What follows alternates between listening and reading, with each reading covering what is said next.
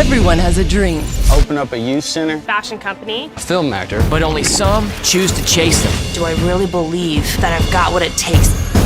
This is Dream Quest. I think I'm gonna encounter something big here.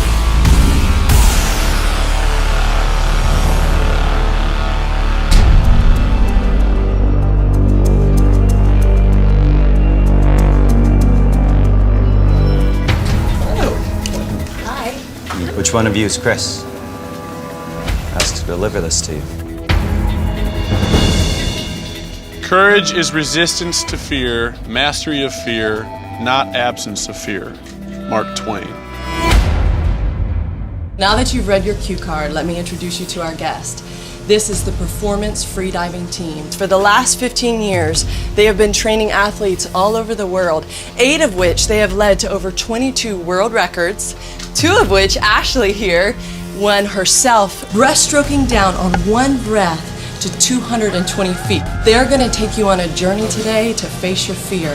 Fear is gonna be one of the biggest things standing between you and your dream, and if you can learn to face it now and to push through it, you'll be unstoppable. Kirk and his team are going to teach you guys how to free dive.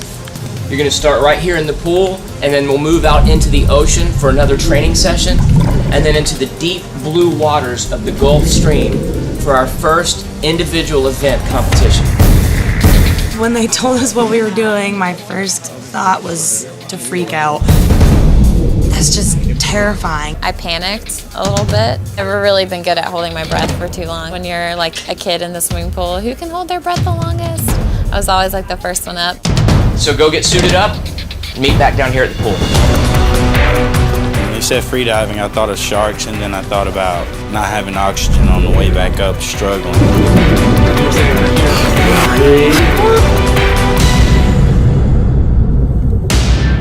Welcome. Let me ask you really quickly, how many of you know what freediving actually is? Diving without air support.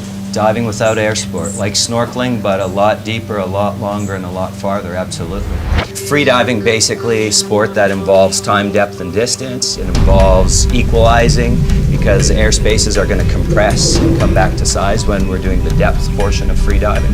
And it's all based around breath hold time, the maximum time you can hold your breath. How long do you think you could hold your breath, and how far do you think you could get freediving? I could maybe hold my breath for a minute if I'm not moving. But how far could I go down? I don't even know, 15 feet maybe? Well, in my free time, I'm actually an escape artist, and I hold it for like 15 minutes. You and David Blaine? I'm kidding, no, I'm not. I'm gonna say maybe like a minute and a half, 2 minutes. I would say just over a minute and maybe 15 feet. All right.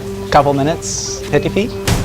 I love holding my breath, and I haven't done it in a long time, but when I was a kid, just spending summers in the pool, I'd always want to have breath holding contests with my friends until they stopped wanting to have breath holding contests with me. We're going to show you enough that after this, if you were to go out and try to do it by yourself, you could be absolutely dangerous to yourself. Just to give you a quick idea, I mean, Ashley self-powered has gone to basically 220 feet of depth. Some of the, what would be your best breath hold time? Let's see, somewhere around 6 minutes. 6 minutes. Isn't that like a world record or something? And they said that we could do 4 if we really were calm and pushed ourselves. I started laughing to myself because I was like, there's no way I'm gonna even do more than, than a minute. And really the key, I mean, if you look at freediving, not only do you have to develop a breath hold, and not only do you have to equalize air spaces, most importantly for you to be successful is you have to relax. You have to submit to the ocean. It's big, it's powerful, you can't win against it, you gotta work with it. What we're gonna do now is develop this cycle of breathing that helps us relax but efficiently oxygenates us. So what you're gonna see her do is take a breath in from stomach and diaphragm. She's gonna pause 2 seconds, and then she's slowly gonna exhale over the course of 10 seconds. Now, as she's exhaling, if you listen, she's using her tongue at the roof of her mouth like a valve. Basically, she's just opened up that valve a little bit and just letting the air escape, but she's relaxed the chest wall.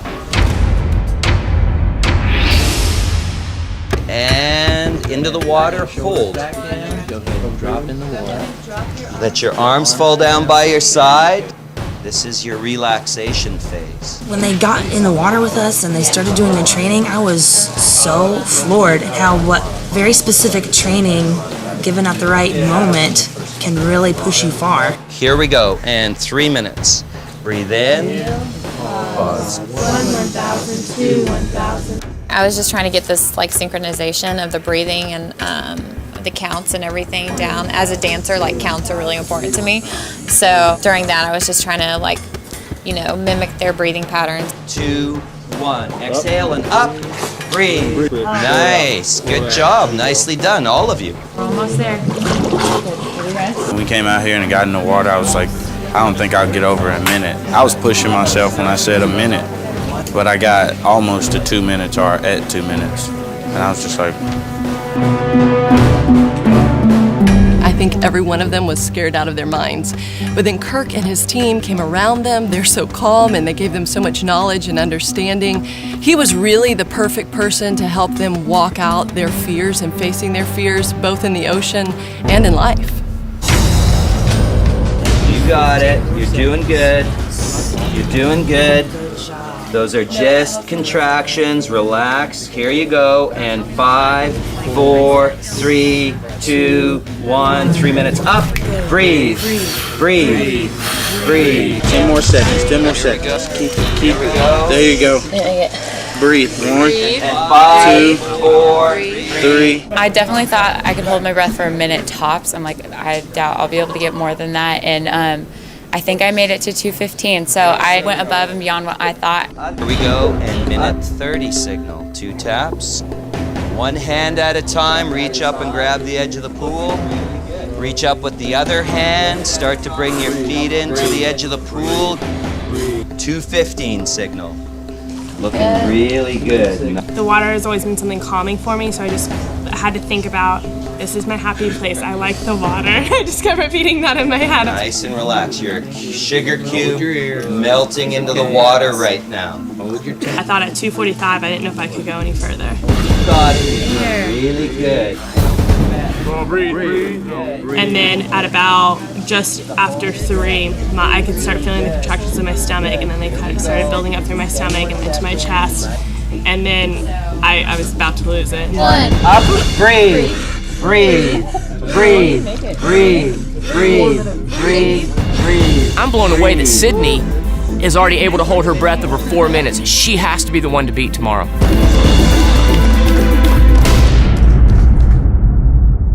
All right, everyone. So that was really awesome. Some really great, solid performances. Excellent, long performances. So now you've got the base of your breath hold. All we have to do is take this into some deep water, and we're going to do that tomorrow in the ocean.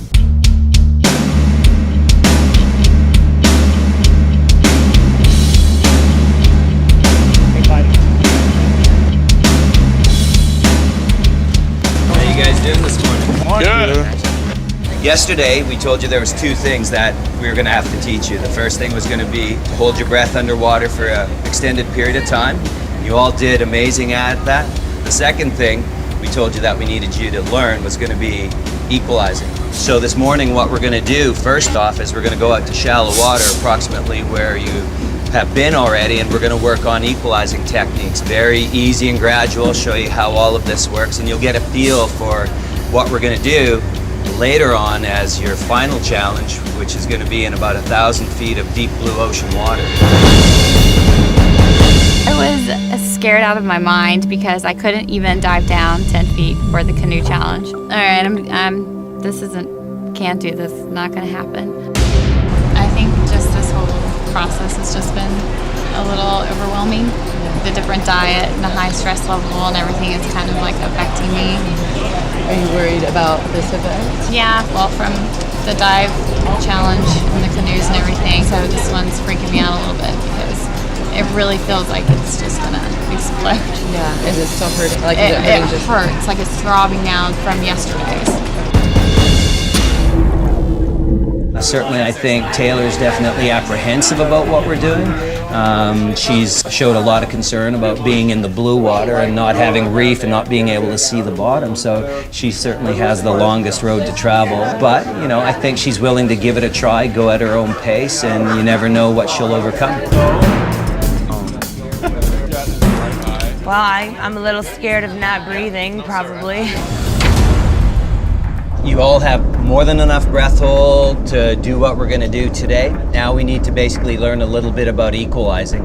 Knowledge is power, right? And when you are knowledgeable about what's going on and what you're feeling, then you can make a better decision, you can be more relaxed about it, and you don't have all these big question marks floating around your head.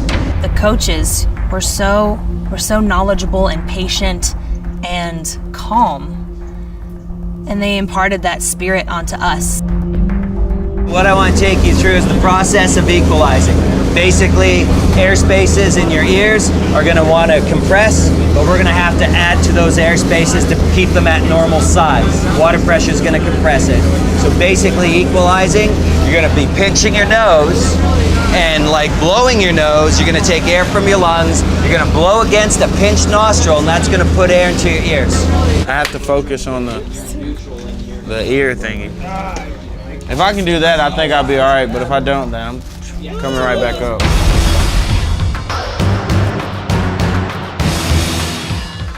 So what's going to happen is this is going to be floating at the surface, and you're basically going to be breathing up here.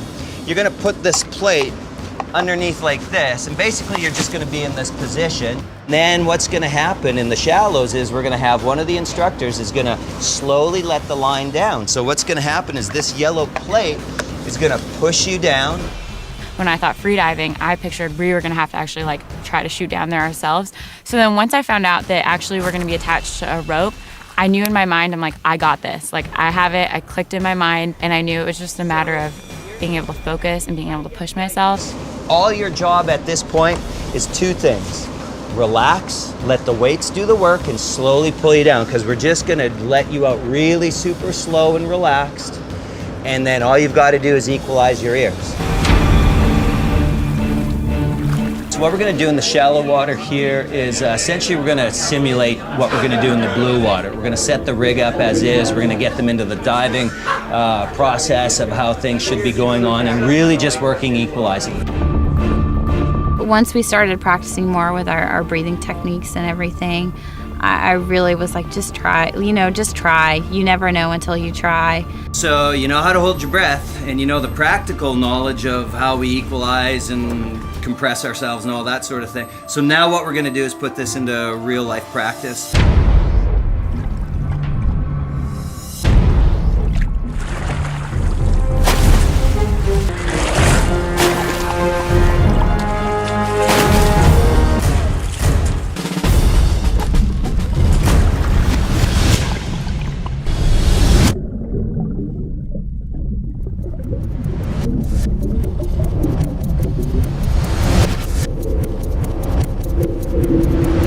Once we got to the bottom, we did a like rock, paper, scissors and a couple things just to let the time pass and try to stay calm underwater. And then as soon as we said we were ready, we motioned to go back up.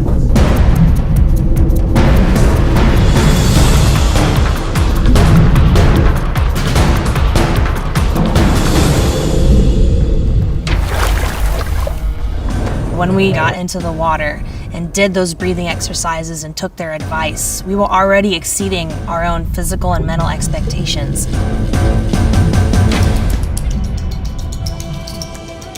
Yeah, I'm a lot more comfortable now knowing that we don't have to swim down, we're just going to kind of sink down, and the crew really helps us out, feel comfortable out there. I'm frustrated because I can't touch the bottom. As soon as I get down there, my ears start hurting, and I'm trying to do it, but maybe I'm doing it wrong, or maybe I just don't blow hard enough. Or I don't know what's going on.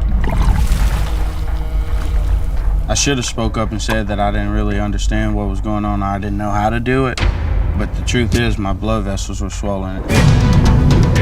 We spent about an hour practicing in the shallow water, and by the end, something just clicked in me, and I went, I have this, I can win this thing.